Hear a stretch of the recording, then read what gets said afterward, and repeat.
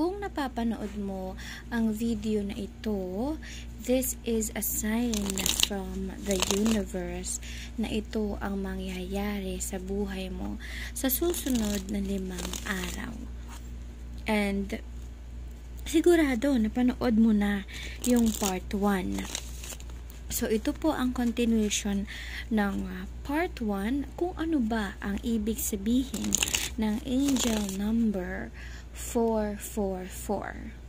Kung subok mo na ang aking reading na talaga ng mga legit, i-click lamang ang star button or subscribe button at huwag kalimutang mag-follow para lagi kang updated sa mga ganitong reading. Tandaan, si Queen Empress ay hindi nagpapabayad. Lahat po ng ating live, always free reading po tayo. Okay? Kaya naman, make sure to follow at tapusin ang video na ito. Dahil sinisigurado kong ito ay napaka-importante sa'yo. Ano nga ba ang mangyayari sa susunod na 5 araw ng buhay mo?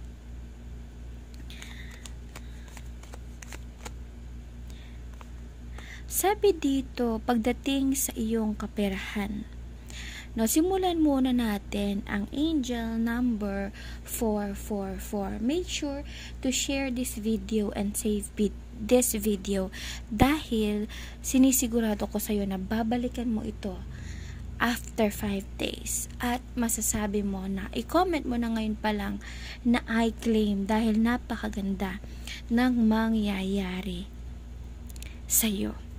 So sabi dito, makaka-receive ka ng pera within the next 5 days. Makaka-receive ka ng pera. Hindi man ito malaki, ano?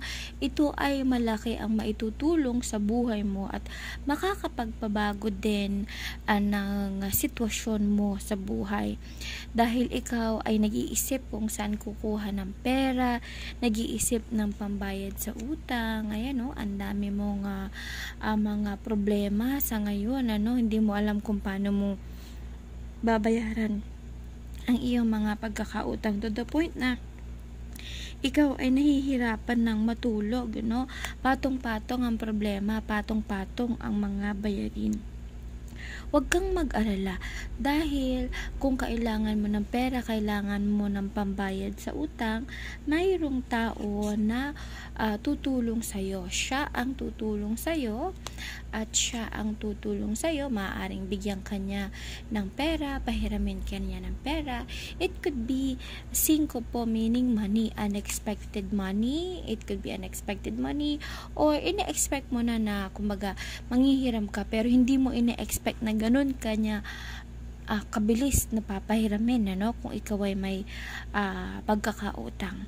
Ang sinisigurado ko sa'yo, makaka-receive ka ng pera within the next 5 days. Mag-ingat, no? Dahil maraming naiinggit at maraming nag-i-evil eye sa'yo.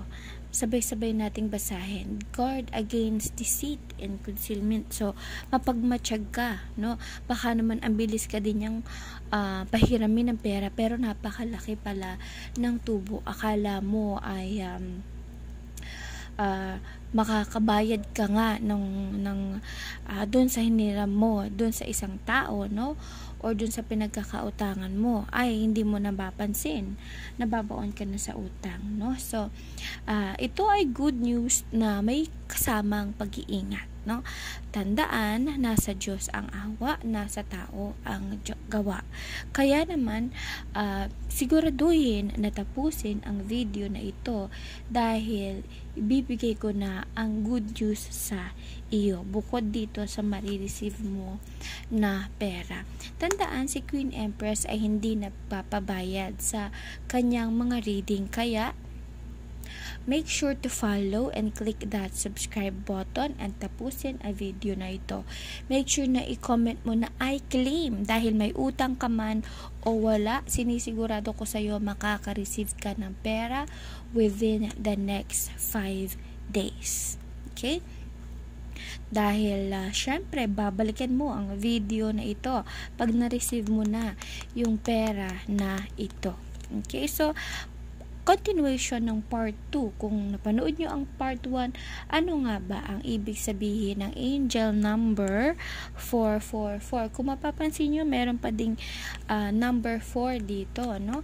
So, ang ibig sabihin po ng angel number 444, kung nararamdaman mo na ikaw ay mag-isa, kung nakakaramdam ka ng kalungkutan, kung nakakaramdam ka or nakararanas ka ng patong-patong na problema, multiple problems and sadness na nagdudulot sa'yo ng kabalisaan.